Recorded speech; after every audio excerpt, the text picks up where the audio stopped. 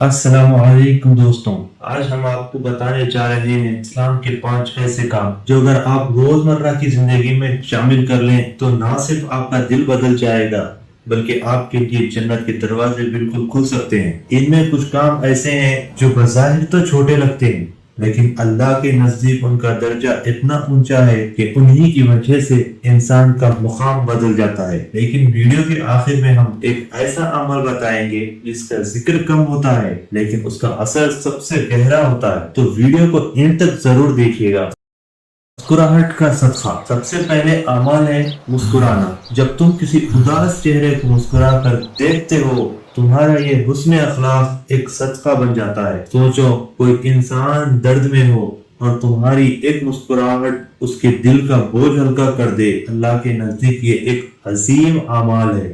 Number 2، معافی دینا۔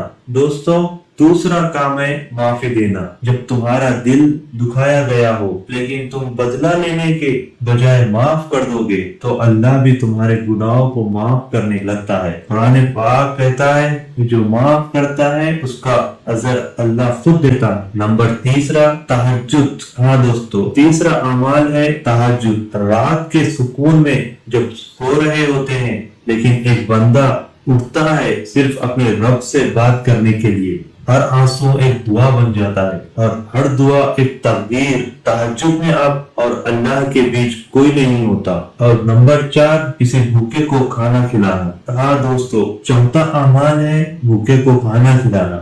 آج ہم کھانا ویسٹ کرتے ہیں لیکن کئی لوگ ایک نوالا بھی نہیں کھا پاتے۔